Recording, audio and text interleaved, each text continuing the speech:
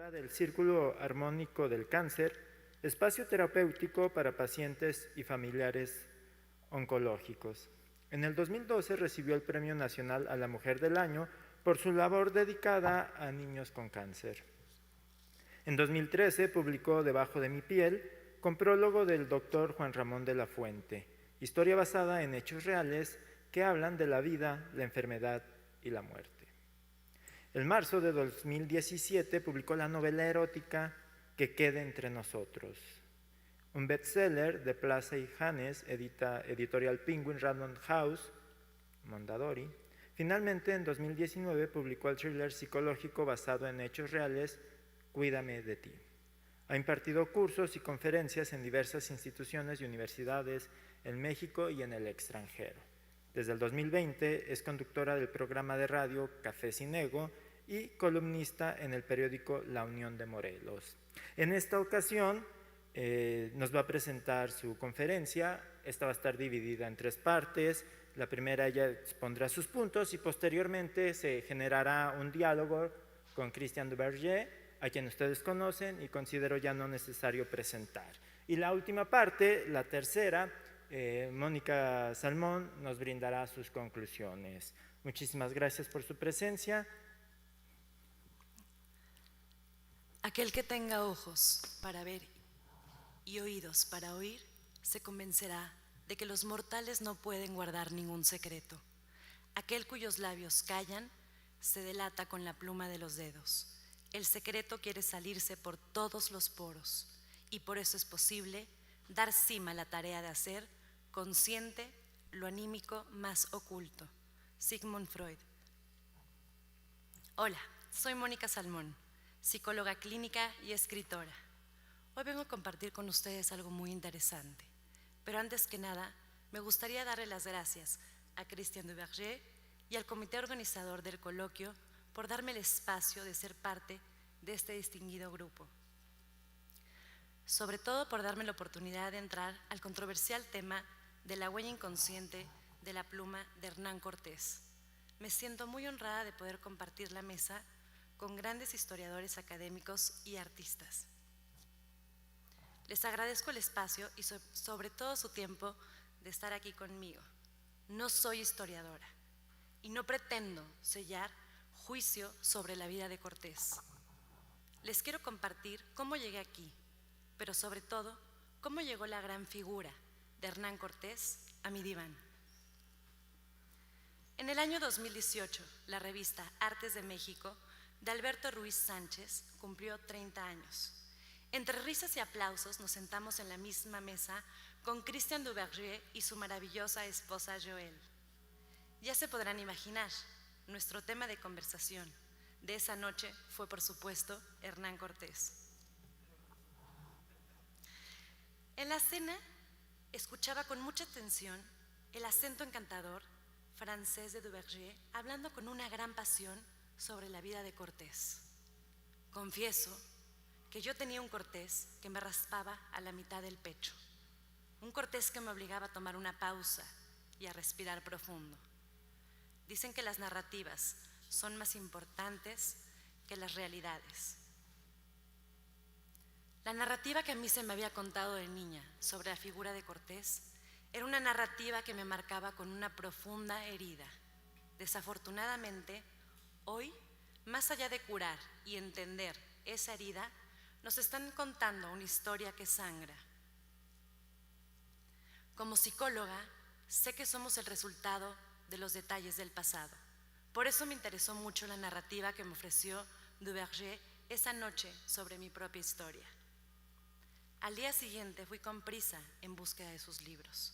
Tenía un sentimiento extraño dentro de mí. Necesitaba con urgencia acomodar a este personaje. Los intérpretes de Hernán Cortés tienen grandes diferencias entre ellos, y eso no ocurre muy seguido. Confieso ante ustedes que yo tenía más narrativas en contra de Cortés que a favor de él. Me hacía ruido, me incomodaba y al mismo tiempo me atraía brutalmente. La magia de Cortés es tan poderosa que a través del tiempo sigue viva. Te cautiva, te incomoda, lo admiras, lo odias, lo veneras. La psicología existencial nos ha enseñado que lo que nombramos no muere. En cada uno de nosotros, queramos o no, hay un Cortés vivo. Hay un conquistador al cual le hemos dado un lugar en nuestra psique. Estaba decidida a darme la oportunidad y aventurarme a entrar a una narrativa que suturaba mi herida y me daba una visión diferente de las cosas. Me encontré con un mar de fuentes de Hernán Cortés. Di una ojeada y muchos de estos libros tenían a un Cortés que lastimaba, hasta que llegó a mis manos la espada, y en él descubrí entonces a un hombre que me sorprendió. Se presentaba ante mí un nuevo Cortés. Para mi sorpresa, ese Cortés, las tierras americanas eran la posibilidad de inventar un mundo nuevo. Encontré un competidor, nada más y nada menos que Carlos V. Se reveló ante mí un hombre de gran personalidad, estratega, seductor, empresario, gran admirador de los indígenas. Para Cortés, el mestizaje era muy importante y me comenzó a cautivar. El villano comenzó a ceder y ocupó el terreno de la sorpresa. Cerré la espada al tiempo que abrí el otro libro de Duverger, La pluma. Aquí quedé alucinada. No daba crédito que el libro que en secundaria había sido un libro difícil de leer me había causado uno que otro dolor de cabeza. La historia verdadera de la conquista de la Nueva España no era de la autoría de Bernal Díaz del Castillo, sino que le pertenecía a Hernán Cortés. Me quedé helada y me hizo todo el sentido del mundo. Me gustaría aprovechar este espacio para hacer una pausa y manifestarle a Christian Duverger mi profunda admiración por atreverse a cambiar el rumbo de una historia que se ha contado por tantos años y ofrecernos una narrativa tan distinta sobre el conquistador. Christian, gracias.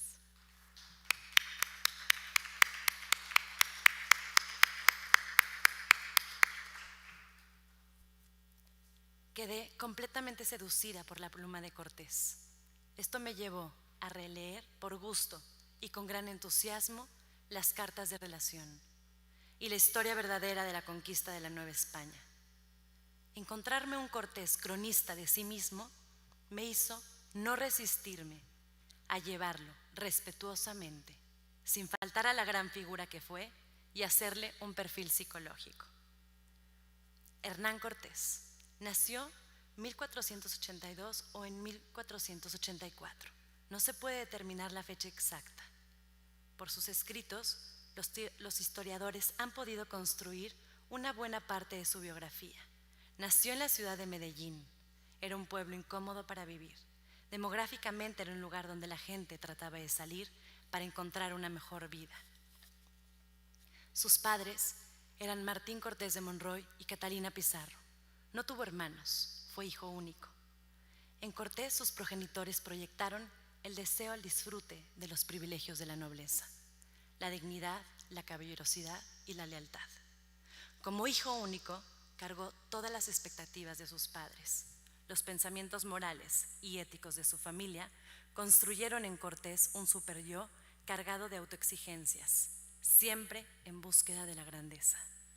Al no tener hermanos, la psique, como hijo único, inventa un compañero de juego, tiende a ser imaginativo, egoísta. El ello, el cual opera por el principio del placer, al ser hijo único, aprende que puede ser expresado sin represiones de sus semejantes. Busca constante gratificación inmediata. El yo de Cortés es un yo sólido. Se encarga de hacerlo esperar, de no tomar decisiones arrebatadas. Presenta una prueba de juicio, de realidad. Tiene un sentido de realidad de su mundo y del mundo nuevo en el que se encuentra. Tiene un proceso de pensamiento analítico. Hay regresión adaptativa al servicio del yo. Sus deseos sabe contenerlos y llevarlos a la planeación y a la espera. Tiene un yo, un self, en alerta, un yo defensivo. El ideal del yo no presenta ninguna distorsión, ya que sus metas se cumplen. Cortés, niño, se sintió en la grandeza imaginaria del deseo proyectado por sus padres y no se va a detener hasta llegar en la adultez. No le causa ningún abismo verse grande, verse triunfador. Tiene una enorme capacidad para leer las cualidades de las personas que lo rodean. Cortés se situaba en una posición intermedia. No formaba parte de la élite, pero se defendía económicamente. Y gracias a las relaciones familiares, se formó en Salamanca y Valladolid. Tuvo estudios universitarios, hablaba latín y tenía conocimientos de derecho. Trabajó como asistente de escribano en Valladolid, España. Las ganancias económicas, las riquezas y las aventuras despiertan un gran interés en él. Hombre de rostro viril, agraciado, proporcionado de cuerpo, ágil, causaba impacto favorable en las personas que lo veían. Estatura, 1,60 aproximadamente. Tenía una calidad literaria envidiable, letrado, cultivado, carismático, empático, tenaz, inquieto. Era capaz de elevarse a sí mismo a la cima. Sabe justificar a la perfección sus actos. Presenta un lenguaje cauto, preciso al hacer sus peticiones. No se deja vencer. Era de personalidad seductora, con una necesidad de acción permanente.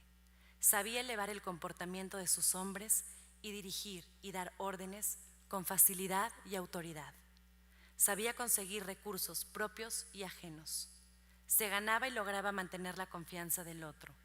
Sabía mantener vínculos de alianza y deseo erótico. Presenta una separación radical de la autoridad. Su capacidad política y diplomática infundía terror en la dominación del otro. Cholula. Sabe descargar la culpa por medio del altruismo. Hospital de Jesús. Enfrentando su propia conciencia en su testamento. En las cartas de relación se nos presenta un Cortés contando sucesos con notable fortaleza de espíritu de lucha. El deber ser lo refleja ante el respeto a la monarquía. En las cartas de relación hay un impulso personal. Encontramos a un Cortés que se comienza a dar cuenta del lugar que quiere llegar a ocupar. Se descubre un Cortés valiente y desafiante, un Cortés con mirada al futuro, dueño del mañana. Sabiendo que hay un largo camino por recorrer, poco a poco comienza a descubrir el poder que desempeña en tierra ajena. Presenta una visión clara al notar las relaciones de dominación y sumisión. Se adapta a las nuevas formas, causando empatía, facilitando lazos de comunicación. Empieza a descubrir en sí mismo una necesidad de ir por más, generando caminos de experiencia no transitados todavía. Se empieza a relacionar con el mundo externo, con el mundo desconocido. Y cada vez que vence el miedo, Cortés cobra más confianza en sí mismo. Nuevos retos, nuevos pasos. En estas letras aparece un Cortés que está dando su ser en el porvenir. Una lucha que lo hace desafiar la muerte. El prestigio y el reconocimiento del otro son dos grandes móviles para él. Lucha por la gloria y el honor. En ningún momento renuncia a arriesgar su vida. Aquí vemos claramente la imagen anticipada de la proyección del progenitor, el honor. Busca a toda costa el reconocimiento y la admiración. Demuestra capacidad de admiración y entusiasmo sobrada. Presenta riqueza imaginaria. Es temerario y estratega. En la biografía autorizada por él mismo, Francisco López de Gomara, nos refleja y nos revela la percepción de continuidad y coherencia y conciencia al desarrollo del sentido de la identidad, ya que da el visto bueno de sí mismo a través de la mirada del otro. Ante el otro, él confirma su existencia. Quiere ser deseado y reconocido. Nunca se somete al deseo del otro y eso lo convierte en amo. Entonces, su yo, su self como la conciencia, gira alternamente de una explicación a otra. Hay una comprensión de su mundo de origen y una comprensión del mundo al que llega. sabe abrazar al mundo al que está llegando, pero es consciente, muy consciente, que sus compañeros de viaje, sus hombres, no han llegado a entender al mundo nuevo. Hace intento de poder explicarle a sus hombres el detalle del mundo prehispánico. El día de ayer, en su ponencia, Duverger comentó que Cortés se convierte en escritor cuando descubre el poder de sus palabras, tras el discurso a sus hombres, y que consigue que sigan luchando. Yo, respetuosamente, creo que se convierte en escritor cuando no encuentra un compañero que lo comprende del todo, cuando no logra eco, y eso lo remonta a la soledad de su infancia. Viaja a la infancia como hijo único y recurre de nuevo al terreno imaginario. Al no poder estar acompañado en las aventuras de juego, en este caso, se encuentra solo en la estrategia de planeación. Recurre al mundo de las ideas, regresa a él, desahoga su psique y esa energía la plasma en la página en blanco. Así nace el Cortés escritor. Su sensibilidad y el impulso de escribir hace que pueda aclarar el pensamiento, ejecutar sus planes, sobre todo de manera inconsciente, combatir la soledad. En sus letras encuentra un diálogo íntimo consigo mismo y combate su soledad con el potencial lector. Esta es la forma de poder trascender a través del otro. La página en blanco lo lleva a poder escucharse. La pluma lo lleva a encontrar su voz. La descripción detallada de su entorno lo hace penetrar en el entendimiento de la psique de los otros, hasta que finalmente se da cuenta que la combinación de ambos momentos es lo único que le permite obtener la verdad de las cosas. Se mueve de un lado al otro, trata de entender al adversario, reconoce al adversario, siente lo del adversario, afirma y se beneficia de los hechos que lo precedieron. Hay necesidad por dialogar más. Hay un reconocimiento privado y una validación de su yo a través del otro que mira. Es decir, surge en ese momento Bernal Díaz del Castillo. Aquí ya alcanza una autonomía verdadera. Ya dejó pasar la angustia del sometimiento. En las letras de la historia verdadera de la conquista de la Nueva España, ya se sabe humano y mortal. Ya la vida se ve hacia atrás y no hacia adelante. En la historia verdadera decide salvarse de todo, dejarlo todo en manos del futuro lector. Aborda dos encuentros, ya que en cautiverio uno regresa a sí mismo. Hay un viaje al interior, uno escribe y acaricia las heridas de la vida.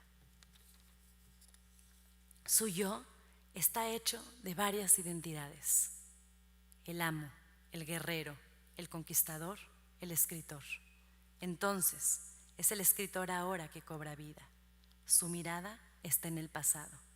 Su mirada es como aquel padre que juzga los actos del hijo. Conquista y sabe y le habla a futuras generaciones. Elegir a otro que hable de nuestras hazañas y triunfos nos hace reafirmar no solo nuestra existencia, sino nuestra gloria. Aquí Cortés alcanza la gloria con su pluma. Se convierte en un Cortés inmortal. Aquí están los hechos que hablan a su favor, sin necesidad de elogiarse a sí mismo. Acertó plenamente en sus historias. La pluma de Cortés nos dice mucho. Nos habla de la conquista, de las ceibas del bosque, del frío de las sierras, del esplendor de Tenochtitlan, de las mujeres, del mundo prehispánico que se esfuma, de la Nueva España que nace de una inédita atadura de años. Nos habla de la virtud de saber esperar, de sangre, sudor, oro, poder. Nos habla de trascendencia. Pero también la pluma de Cortés nos habla de él mismo. Su pluma es dual. Existe una pluma consciente que pone un nuevo mundo bajo control que dialoga con los poderes existentes, que escribe para la imprenta, sabe que será leído y hay una pluma inconsciente que revela a través de una extraña relación con el tiempo, algunas huellas de su infancia, pulsiones altruistas, deseos de superación, sentimientos de soledad, erotismo latente. Se arroja un constante erotismo, quizá tal vez para alianzas como fuente de pulsión de vida. No solo reconoce la voz de la mujer, la hace su voz. Del vínculo de amo y esclava da un salto al reconocimiento de la capacidad de Marina. En sus letras existe una enorme diferencia entre el trato que le da a la Malinche en las cartas de relación y en la historia verdadera. En la segunda carta, Cortés nunca nombra a Marina, habla de ella diciendo: la lengua que yo tengo, que es una india de esta tierra, que hube en Pondonchan, página 44. La objetiviza como parte de su yo. Aquí no hay un enamoramiento, hay una meta, un objetivo, una razón, un porqué. Solo en la quinta carta la nombra una sola vez, y para que creyese ser verdad que se informa de aquella lengua con él hablaba, que es Marina, la que yo siempre conmigo he traído, porque así me la habían dado con otras 20 mujeres, página 242. Cortés es prácticamente mudo sobre su relación con Marina. En la historia verdadera, el tono es otro. Cortés la nombra siempre como Doña Marina, la hace un distintivo y habla de ella 102 veces.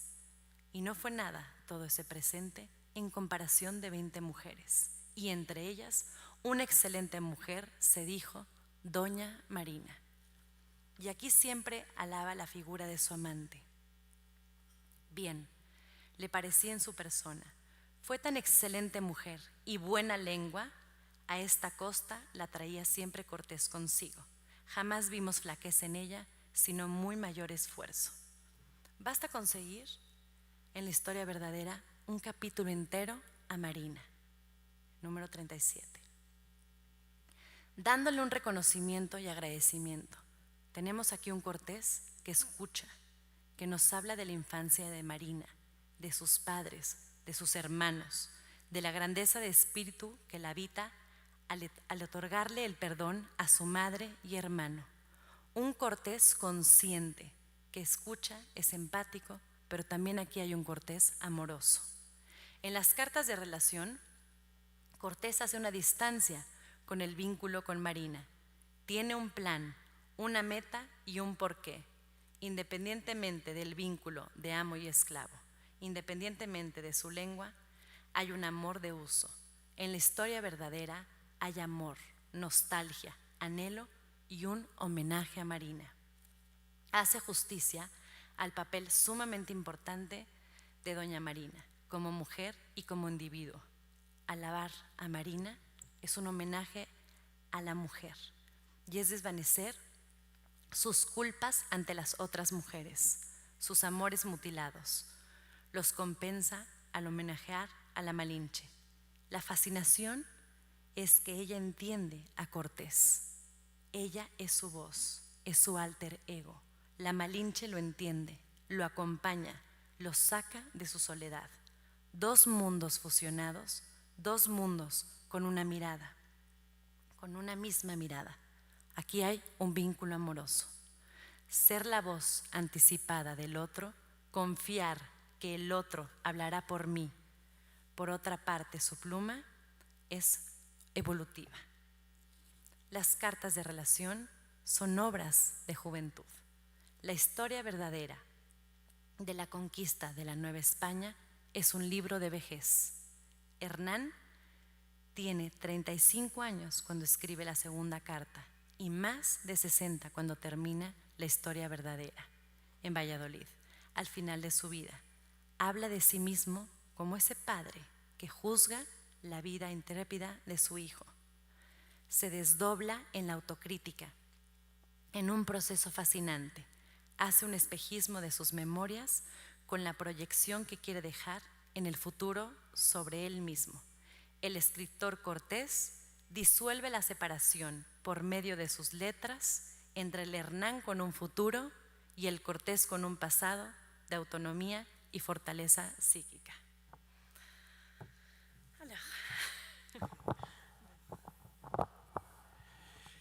Hay que decir una cosa, es que además de su función de psicóloga clínica y de escritora, Mónica es periodista y es conductora y tiene un programa de entrevista.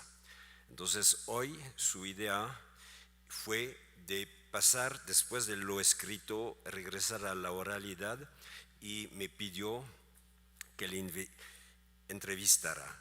Entonces voy a preguntarte unas cosas. Es fascinante la lectura que acabas de hacer, que es la lectura de una psicóloga. Finalmente, pues lo sentí más como la de una psicóloga que de una escritora. Pero esa dimensión de la juventud y de la infancia, lo sabemos que siempre es un elemento importante para las lecturas psicológicas, pero pues yo tendría 3 temas, ¿no? Pero para empezar con el primero es el tema de la soledad, porque es cierto que siempre tenemos el sentimiento de que Cortés se percibe un poco como único. Esa relación con el hecho de ser un hijo único, yo lo veo como muy, muy interesante. ¿Nos podrías comentar más? Okay. Me gustaría agregar también otra cosa vinculada, es que al apuntar el hecho de que Cortés, viejo, el Cortés de la historia verdadera, cuando habla de Malinche, habla de su infancia también, como si sería pues, una especie de secreto para explicar las personas. Bueno, empiezo con la soledad y luego me voy a lo de la Malinche. Lo que yo vi en un Cortés, por supuesto, con una mirada de la psicología, la soledad es necesaria para el Cortés escritor. Uno recurre, aquí hablamos de un Cortés hijo, un Cortés que no tuvo hermanos, y al no tener hermanos no hay este juego con el otro, y en la mayoría de los casos, en psicología nunca hay generalidades, no se puede encerrar, en la mayoría de los casos el hijo único recurre al mundo de las ideas. Inventa un compañero de juego, tiene un compañero con el que juega, con el que dialoga y con el que crea estas aventuras. Para mí, Cortés ya maduro, al estar en el nuevo mundo y ver que sus hombres no abrazaban del todo esta cultura, se sintió en soledad. Se sintió en soledad y tuvo una regresión a esta infancia, a este mundo de las ideas, y ya no una parte como juego, sino como en una parte de las aventuras. Y para llegar a este mundo de las ideas está la necesidad de escucharse, de plasmar en la hoja en blanco y tener un diálogo consigo mismo. Entonces aquí Cortés encuentra 2 puntos: en la soledad, donde es donde escribía, porque pasaba temporadas, pues, mucho tiempo, parecía estar acompañado, pero tenía mucho tiempo de poder entender dónde estaba, detallar, hablarle al otro, y esto hacía que él pudiera penetrar en la psique del otro, pero no solamente en el otro, sino entender sus palabras. Y ahí combatía la soledad, porque sabía que había un otro que lo iba a leer, había un otro que le iba a confirmar su existencia. Entonces yo sí estoy convencida que Cortés le habla al lector. Cortés pensó en futuras generaciones, sabía que alguien más lo iba a leer. Y sobre lo de la Malinche, ya no me acuerdo cuál fue. Si vamos a regresar a Malinche, a Doña Marina, y me fascina la visión del padre y del hijo, ¿no? Del Cortés joven y del Cortés maduro, que escribe antes de su muerte. Y es cierto, acabas de decirlo, y no, Cortés no habla de Marina sino una sola vez en las cartas de relación, no la nombra en la segunda carta, y consagra páginas y páginas a Doña Marina, siempre la llama Doña Marina. Entonces, en la perspectiva del padre y del hijo, y ¿cómo se articula? ¿Cuál sería tu explicación del silencio de Cortés en relación con Marina en las cartas de relación en su obra de juventud? ¿Sería para disimular una historia de amor que se podría aceptar en el estado de vejez? Sí, yo creo que podría ser, o sea, románticamente, me gustaría pensarlo, que puede ser que hay un secreto, ¿no? Que hay un secreto, pero como mencioné a Freud, que estos secretos nos brotan por la piel. O sea, no hay un ser humano que guarde ese secreto. Finalmente la boca lo calla, pero en algún punto los dedos, el inconsciente está ahí. En las cartas de relación yo veo un Cortés con una distancia objetiva hacia Marina, un Cortés con una distancia está cuidando, y hay un Cortés que no te podría decir ahí que la ama, ahí es un Cortés que la usa, no hay un Cortés amo, hay una Marina esclava, pero en la historia verdadera sí, en la historia sí la menciona esa cantidad de veces y no es posible, o sea, es porque le sale de la piel, le sale de los poros la nostalgia, le rinde un culto, un homenaje, un agradecimiento, quizá, no sé, esta historia que en algún punto no la pudo llevar o no sé si la llevó, pero hay un Cortés y hay una veneración a la imagen de Doña Marina, y sobre todo hay un Cortés que escucha en el capítulo donde le dedica a Marina, habla de la infancia de Marina, habla de la grandeza, del perdón cuando llega la madre y el hermano que están aterrados porque no sabe cómo va a reaccionar Marina después de haberla dejado, después de haberla abandonado, y ella les regala ropa y les da oro. Entonces la eleva como un ser humano ya cristiano, ya con una conciencia espiritual de una gran mujer. Entonces el Cortés en la historia verdadera sí hace un homenaje de amor a esa relación. Sí, yo quisiera pensar que es el amor más grande de Cortés. Entonces no los cayó en las cartas de relación, ¿no? Por pudor o algo así. Y yo tendría otra pregunta. ¿Hay diferencias, como lo podemos notar, entre la historia verdadera y las cartas de relación? Entonces la lectura de la diferencia, porque son como 23 o 24 años de diferencia entre los dos momentos, y la pregunta es, ¿por qué evoluciona la verdad? Entre lo que nos cuenta Cortés en las cartas de relación y los que nos cuenta Cortés en la historia verdadera, esas diferencias son diferencias en la verdad, o pues con otra fórmula, ¿cuál versión de los hechos te parece más verdadera que la otra?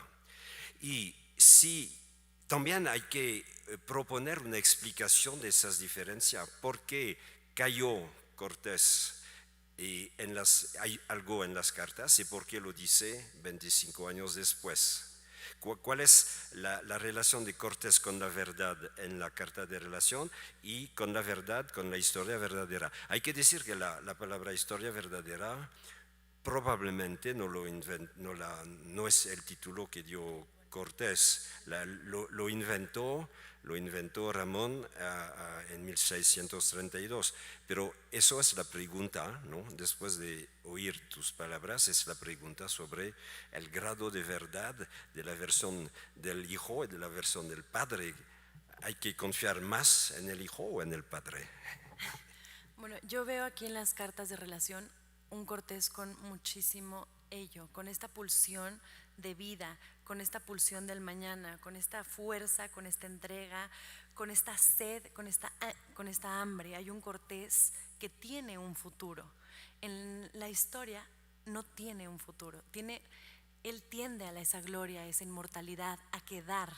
Ve hacia atrás, o sea, la mirada del Cortés para mí en la historia verdadera es un Cortés con una mirada madura, un Cortés que se sabe mortal, un Cortés que no tiene más, está lleno de un super yo, como decimos los psicólogos, ¿no? Ya ve hacia atrás y ya es capaz también de abrazar y de ver sus errores y de querer limpiar sus culpas. Tenemos un Cortés con un mañana y en el otro con un pasado. Entonces, las dos son verdaderas, las dos son intensas, las dos tienen una fuerza porque son diferentes momentos de la vida, pero tenemos dos Cortés que se miran. El Cortés de las cartas de relación mira hacia el futuro, el Cortés de la historia verdadera mira hacia ese Cortés hijo, su mirada está puesta en ese Cortés. No sé si contesté tu pregunta. Entonces, ¿cuál es el más verdadero, el futuro o el pasado?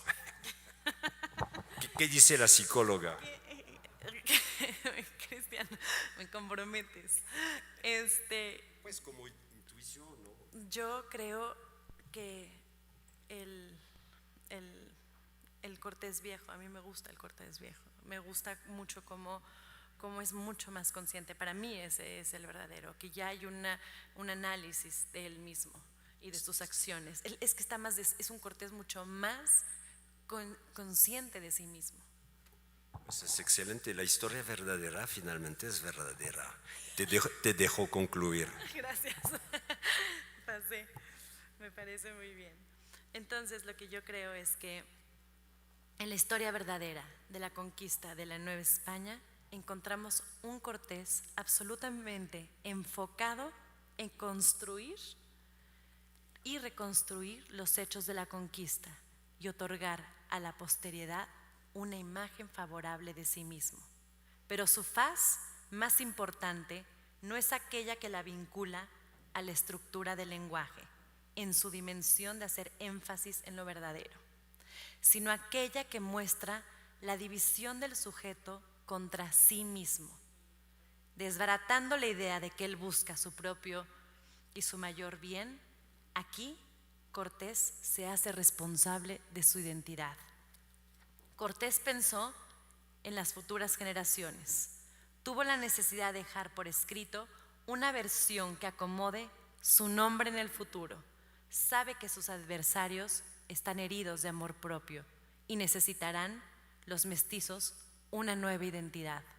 La pluma para Cortés le otorga el control de las situaciones, el regreso al nuevo mundo, el perdón a su culpa. Es la salida triunfadora a la victoria sobre la mirada inquisidora. La pluma de Cortés de la historia verdadera es el retorno al individuo, a las emociones más íntimas, a lo que fue y no podrá volver a ser, a la grandeza, a lo que no dijo, pero sí a lo que se dirá en un futuro de él. La pluma de Cortés es el roce a la inmortalidad. Sin duda, Cortés se construye a través de las letras. No se detiene, quiere ser eterno. Sabe que el escritor no muere. Tanto lo sabe que hoy, a 500 años, Cortés no ha muerto. Gracias por su tiempo.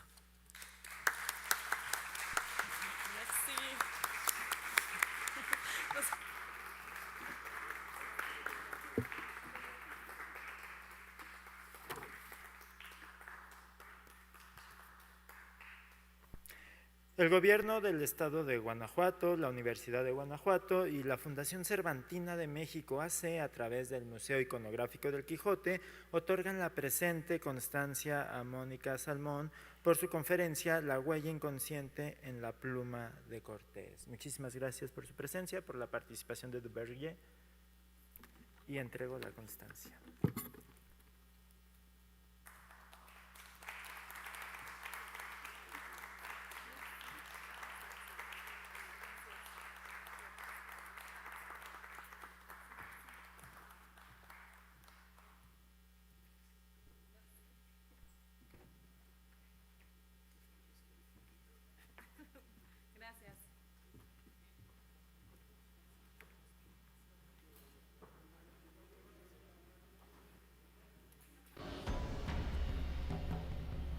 Les